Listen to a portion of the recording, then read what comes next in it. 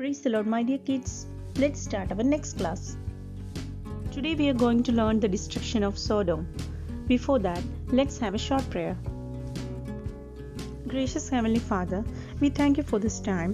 We have come in your presence to hear from you. Open our hearts to understand your words. Bless each one of us. In Jesus' precious name, Amen.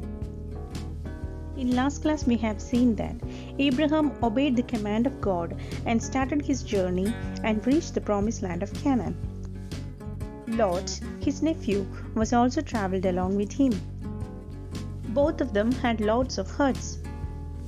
So there was not enough pastures and water in that place for the herds to feed. So they decided to live in different places. Lot said goodbye to Abraham and went to live in a town called Sodom. That was an evil town. The people of the town were very wicked and idol worshippers. Their wickedness increased day by day. So God was very angry with them and decided to punish them for their sins by sending fire from heaven and destroying their town. But Lot was the only righteous man in that town. So God wanted to save him and his family. So God sent two angels to warn Lot about the destruction of the town. The angels looked like men. The angels met Lot. They told him about the destruction of the town and asked him to move away from that place with his family. The angels hurried to bring Lot and his family out of Sodom by hand and told them to run away from that place.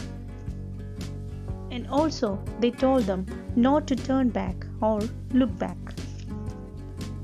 But Lot's greedy wife turned back to look at the town for the last time. Instantly, she became a pillar of salt. Thus, only Lot and his children could escape from the destruction. So, my dear kids, from this story we learn that God will save those who obey Him and will punish those who do not obey Him. So let's obey our God, parents, teachers, and elders, because that's the way for blessing. And don't be disobedient. Today's memory verse is Luke 17:32. Remember Lot's wife. Can you say with me? Remember